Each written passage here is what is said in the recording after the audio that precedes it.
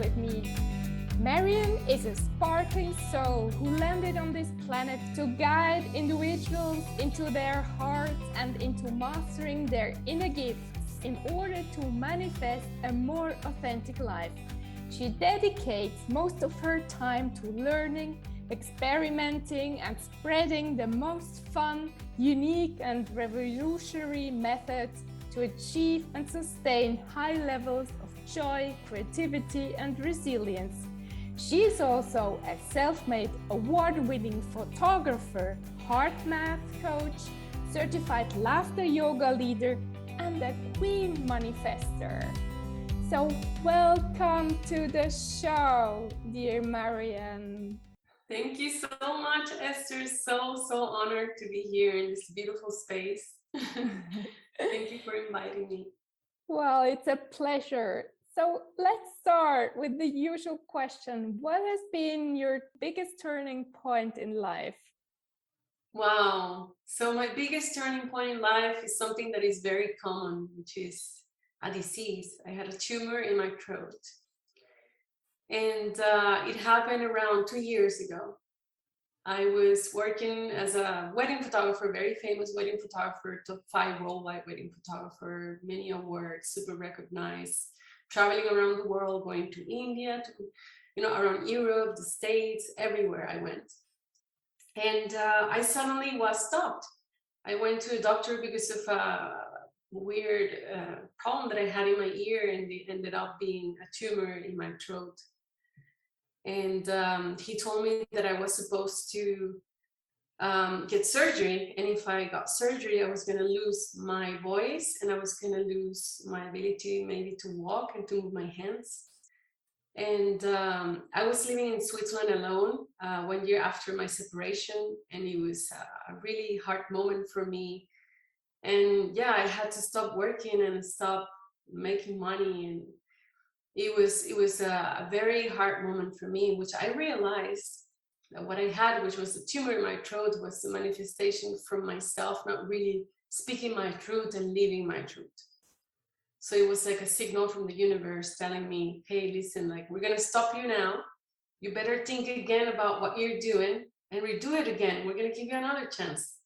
So I called back the doctor and I asked him, how long do I have until I lose my voice? Like, when do you need to, when do I need to get this surgery done? And he said, I don't know.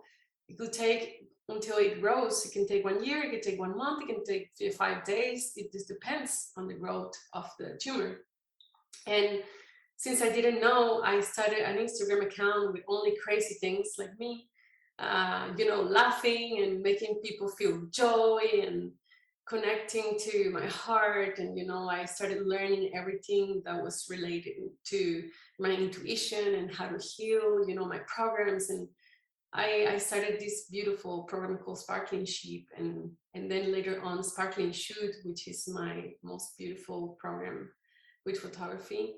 And yeah, that was my turning point. It was like, so I have the tools, I have the credibility.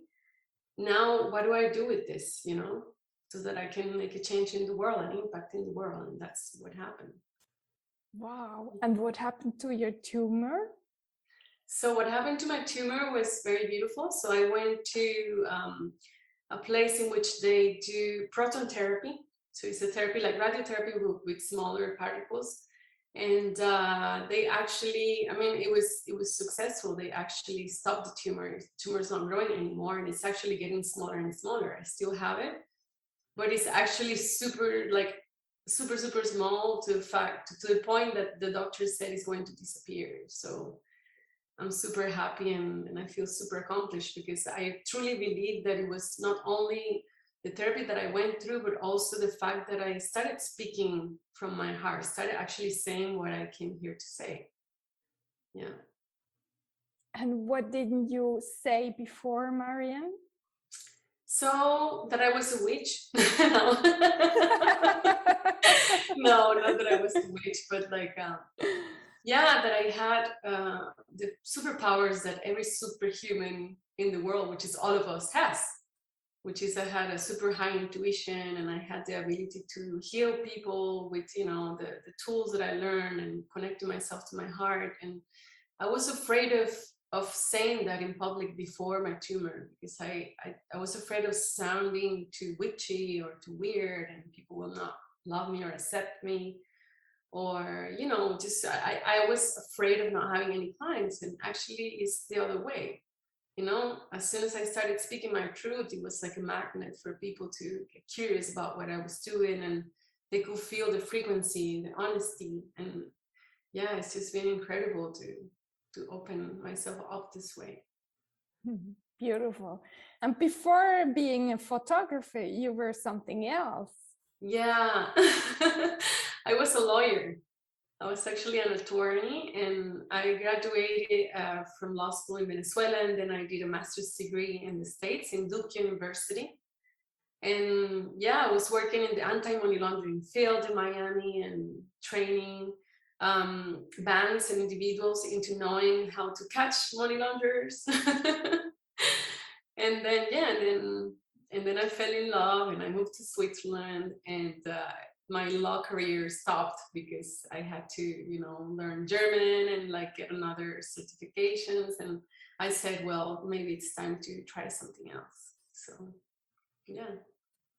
So you changed from lawyer to photographer. How did that come? I changed from lawyer to, I mean, it was like a sweet transition, because when I arrived to Switzerland, instead of like working as a lawyer, because I couldn't, I was working as a paralegal at UBS, and I worked for 2 years. And while I was working there, I had a serious burnout. And the burnout was because I was pushing myself in a space that I didn't want to be. You know, like when you stop in life, when I stopped and moved, right? Moved from my really hectic, stressful life in the States as a lawyer to Switzerland, which is, you know, at 5 p.m. you have to leave, at 9 you can go for coffee, you know, you have so much freedom. I have so much time to think about how unhappy I was, actually.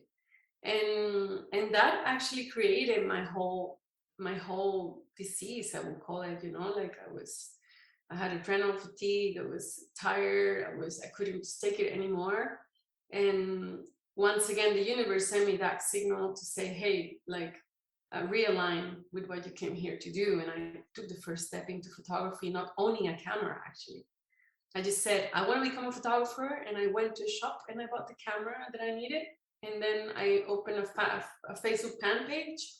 And then I contacted some mentors in the States. And then I started, you know, my photography career. And yeah, it's crazy. Just following my intuition all the time. Wonderful. So what would you recommend our audience who is maybe in a similar situation? Well, the main thing that I actually tell people to do is to follow the crazy instructions of the heart. They sound very crazy and ungrounded, and people might criticize you for it, but it's actually when you hear the first voice of your heart, because you have two voices, the mind and the heart, and the mind is always chatting.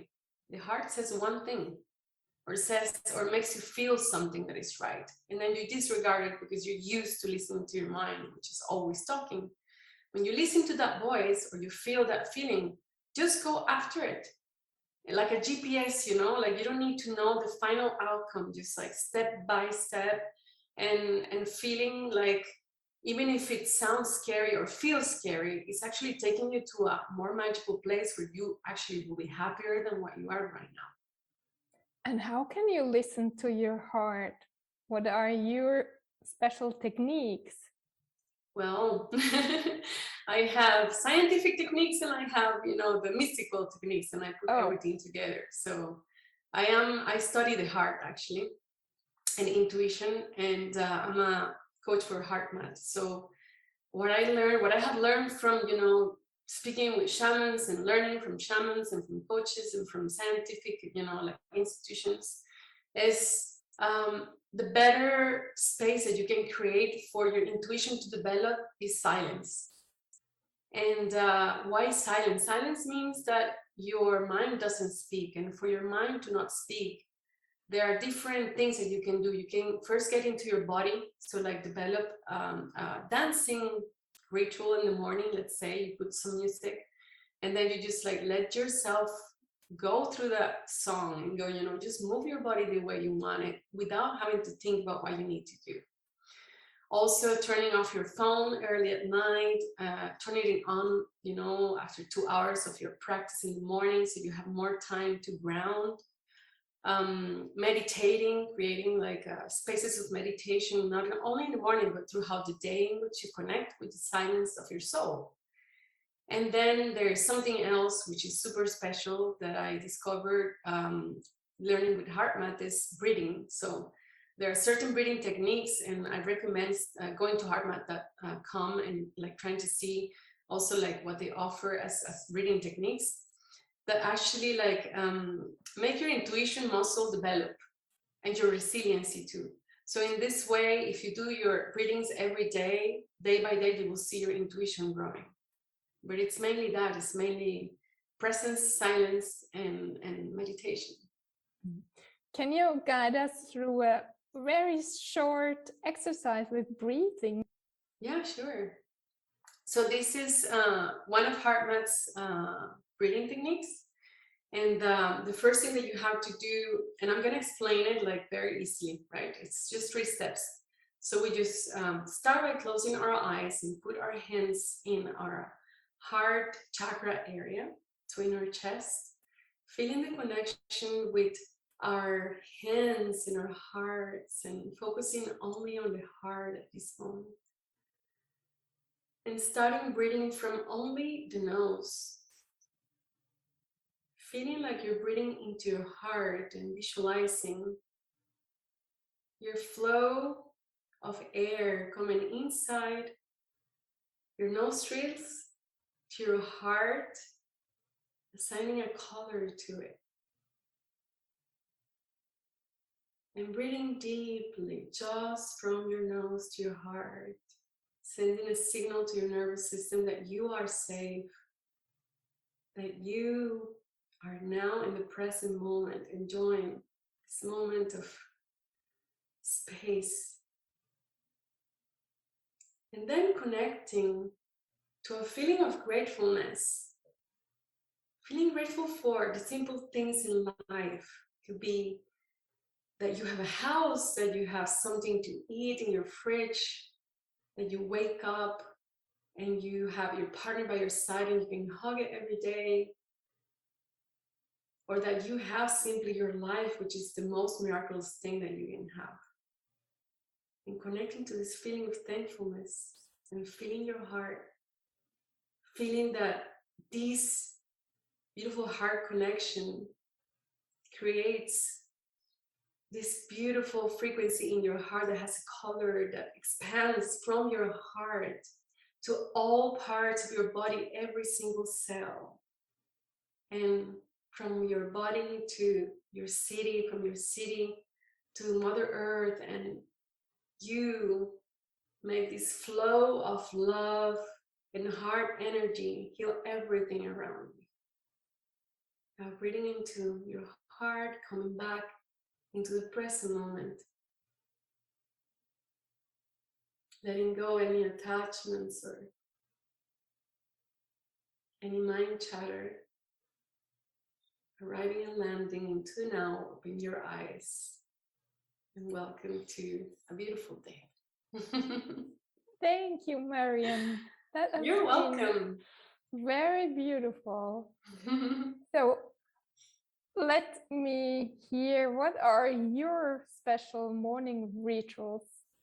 Wow, I have so many. So my special morning rituals, like there's one that I created that is called the Sparkling Morning, which is different elements together. So the first element is shaking. So I like shaking my body in the morning, putting my feet in the ground and just shaking it all.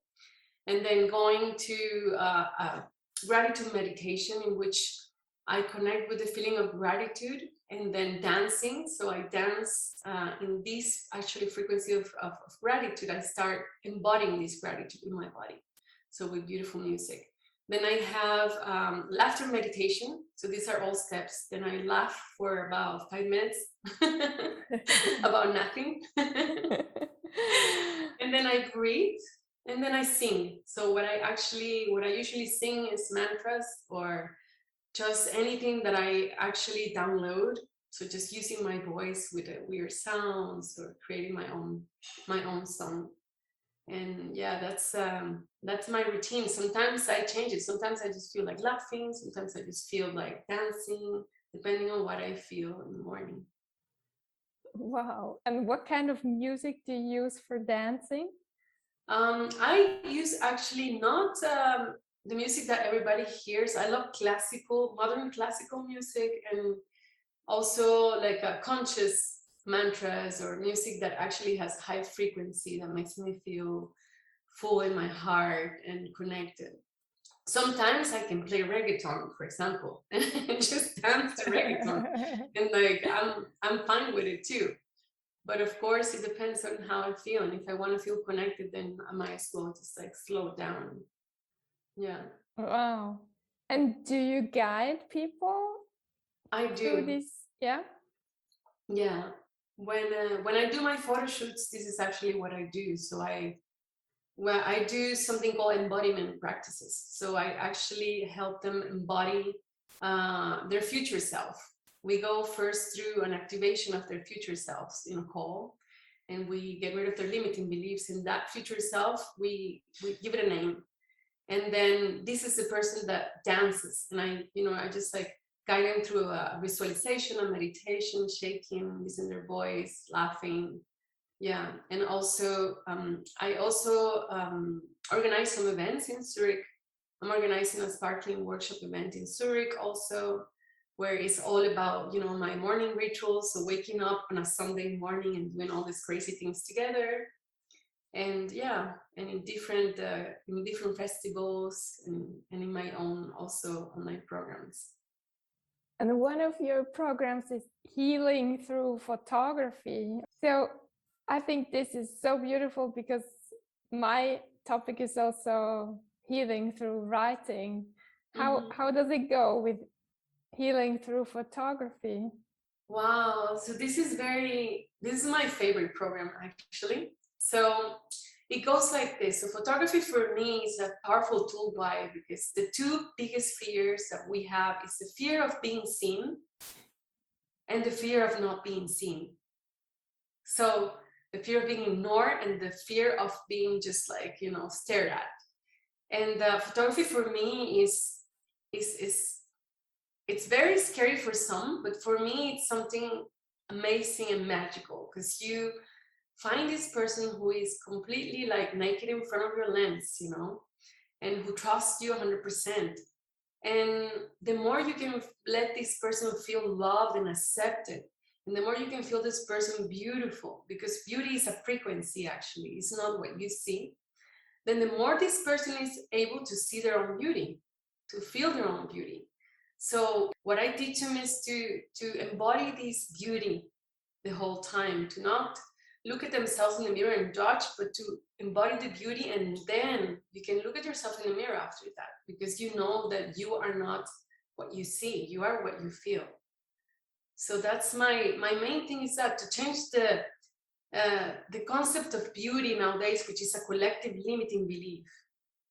Like that you have to be super skinny and super toned, and you have to have this and that, when actually everybody is precious and beautiful and magical. So this is what I do. What would you recommend? Women sometimes don't like to look at them in the mirror. Well, there are certain exercises that they can do to rewire their brains for their beauty and to expose themselves, in front of other people, which is, I love this exercise that I am sure that a lot of people have done already, the mirror exercise, in which every morning you face your mirror, and then you start noticing every single thing that you love about yourself and saying it out loud. So like looking into your eyes, into your own mirror every morning and saying, oh wow, like, I love your eyes, how beautiful you are, like, oh, the way you move, your hair is so precious. And this way you rewire your brain. for positive thought about your body. Sounds great. Another great exercise is actually a very mundane exercise, which is starting a self-portrait practice. So I use self-portrait called the Art of Selfie. So I call them selfies because everybody calls them selfies. I use my selfies as a healing practice, actually. So especially women, we have these days in which we are ovulating, in which we become more beautiful. So these are the days in which I actually invite my clients to say, okay, so during this time, actually create like 1 or 2 hours during those days in which you take photos of yourself. You become the most beautiful. You can, make your hair, do your makeup, wear most beautiful things, and then just pose in front of your camera and take those photos for yourself as a practice to make your beauty feel and be seen. So that's very easy, and it's everybody has a phone, so you don't need anything. Great. So where can people reach you, Marian? They can reach me on my website, which is my name and last name, so marianduven.com, and on my Instagram account, which is Living La Vida Marian. So Living Life Marian, which is, I think it's very, very originally, because it's actually pictures about my life, and I write a lot of things very personal that can actually help you heal in the journey of your life. And if you can give us a last truth or something which is very important to you, which you didn't mention until now, what would you say? Well, I will say that, especially in this era of information, in which everybody is trying to know everything and trying to feel ready to start doing something, I want to encourage you to anchor this next belief in your mind, which is you are good without knowing nothing. Actually, the only goal of life is to forget your programs, is to forget everything that you learn that is not empowering you from when you were 0 to 7 years old, when your program started being recorded. 70% of those programs are actually not good for you. So what are you going to do with everything that you learned? You're just going to limit yourself. So I encourage you to believe that the only book you need to read is your heart, and that everything you need to know lies there, that you don't need to do any certificate or go to any university. Of course, you need to learn to walk and to read and all these things, but the rest is all inside of you if you can only connect to your heart. Thank you so much. That was so beautiful. You're welcome. Thank you so much for this beautiful interview. Thank you, Marian.